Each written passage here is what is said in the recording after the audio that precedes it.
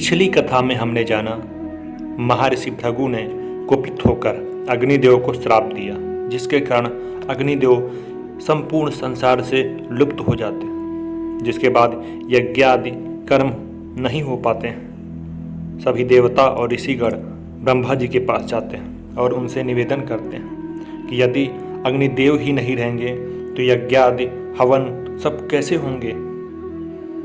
अग्निदेव देवताओं के मुख माने जाते हैं, यदि वही भोग नहीं ग्रहण करेंगे तो देवताओं को उनका भविष्य कैसे प्रदान होगा। इसके बाद ब्रह्मा जी अग्निदेव को बुलाते हैं तथा अग्निदेव को समझाते हैं। अग्निदेव ब्रह्मा जी की बात मान लेते हैं और इस संसार में प्रकट हो जाते हैं। इसके आगे उग्र श्रवाजी कहते हैं, ब्रह्मन भृगुपुत्र च्यवन ने अपनी पत्नी सुकन्या के गर्भ से एक पुत्र को जन्म दिया, जिसका नाम प्रमति था। महात्मा प्रमति बड़े तेजस्वी थे।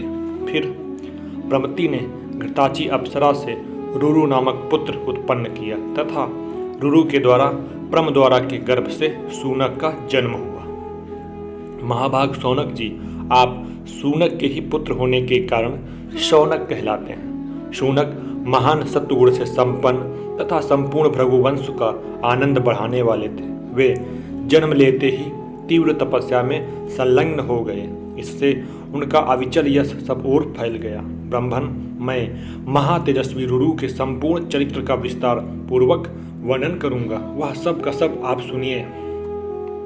पूर्व काल में स्थूलकेश नाम से विख्यात एक तप और विद्या से संपन्न महर्षि थे, जो समस्त प्राणियों के हित में लगे रहते थे।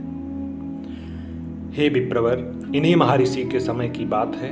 गंधर्वराज विश्वावसु ने मेनका के गर्भ से एक संतान की उत्पत्ति की। भृगुनंदन मेनका अप्सरा ने गंधर्वराज द्वारा स्थापित किए हुए उस गर्भ को समय पूरा होने पर स्थूलकेश मुनि के आश्रम के निकट जन्म दे दिया। ब्रह्मन, निर्दयी और निर्लज्ज मेनका अप्सरा उस नवजात गर्भ को वही नदी के तट पर छोड़कर चली गई। इसके बाद तेजस्वी महर्षि स्थूलकेश ने एकांत स्थान में त्यागी हुई उस बंधुहीन कन्या को देखा, जो देवताओं की बालिका के समान दिव्य शोभा से प्रकाशित हो रही थी। उस समय उस कन्या को वैसी दशा में देखकर द्विजश्रेष्ठ मुनिवर स्थूलकेश के मन में बड़ी दया आई। अतः वे उस कन्या को उठा लाए और उसका लालन पोषण करने लगे। वह सुंदरी कन्या उनके शुभ आश्रम पर दिनों दिन बढ़ने लगी। महाभाग महर्षि स्थूलकेश ने क्रमशः उस बालिका के जात कर्मादि सब संस्कार विधि पूर्वक संपन्न किए। वह बुद्धि, रूप और सब उत्तम गुणों से सुशोभित हो संसार की समस्त सुंदरियों में श्रेष्ठ जान पड़ती थी। इसीलिए महर्षि ने उसका नाम प्रमद्वारा रख दिया। एक दिन धर्मात्मा रुरु ने महर्षि के आश्रम में उस प्रमद्वारा को देखा। उसे देखते ही उनका हृदय तत्काल कामदेव के वशीभूत हो गया। तब उन्होंने मित्रों द्वारा अपने पिता भृगुवंशी प्रमति को अपनी अवस्था कहलाई। इसके बाद प्रमति ने यशस्वी स्थूलकेश मुनि से अपने पुत्र के लिए उनकी वह कन्या मांगी। तब पिता ने अपनी कन्या प्रमद्वारा का रुरु के लिए वाग्दान कर दिया और आगामी उत्तर फागुनी नक्षत्र में विवाह का मुहूर्त निश्चित किया। इसके बाद जब विवाह का मुहूर्त निकट आ गया, उसी समय वह सुंदरी कन्या सखियों के साथ क्रीड़ा करती हुई वन में घूमने लगी। मार्ग में एक सांप चौड़ी जगह घेरकर तिरछा सो रहा था। प्रमद्वारा ने उसे नहीं देखा। वह काल से प्रेरित होकर मरना चाहती थी, इसीलिए सर्प को पैर से कुचलती हुई आगे निकल गई। उस समय काल धर्म से प्रेरित हुए उस सर्प ने उस असावधान कन्या के अंग में बड़े जोर से अपने विष भरे दांत गड़ा दिए। उस सर्प के डस लेने पर वह सहसा पृथ्वी पर गिर पड़ी। उसके शरीर का रंग उड़ गया, शोभा नष्ट हो गई, आभूषण इधर उधर बिखर गए और चेतना लुप्त हो गई। उसके बाल खुले हुए थे। अब वह अपने बंधुजनों के हृदय में विषाद उत्पन्न कर रही थी। वह सर्प के विष से पीड़ित होकर गाढ़ निद्रा में सोई हुई की भांति भूमि पर पड़ी थी। उसके शरीर का मध्य भाग अत्यंत कृष्ण था। वह उस अवचेतन अवस्था में भी अत्यंत मनोहरणी जान पड़ती थी। उसके पिता स्थूल केश ने तथा अन्य तपस्वी महात्माओं ने भी आकर उसे देखा।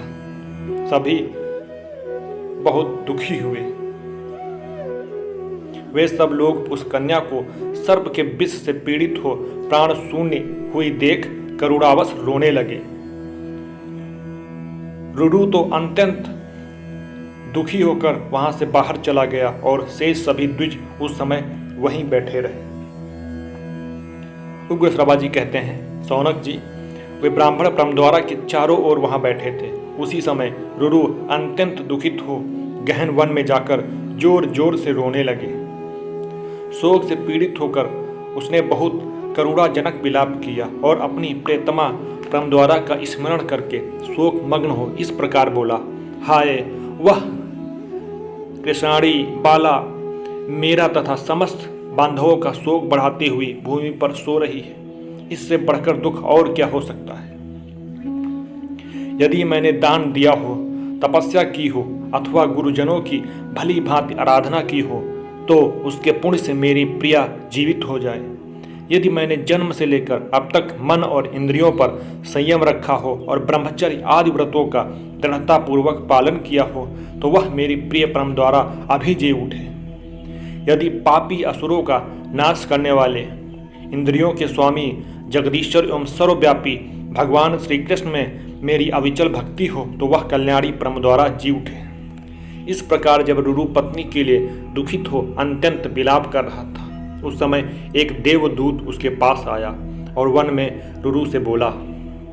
देवदूत ने कहा, धर्मात्मा रुरु, तुम दुख से व्याकुल हो। अपनी वाणी द्वारा जो कहते हो वह सब व्यर्थ है, क्योंकि जिस मनुष्य की आयु समाप्त हो गई है उसे फिर आयु नहीं मिल सकती।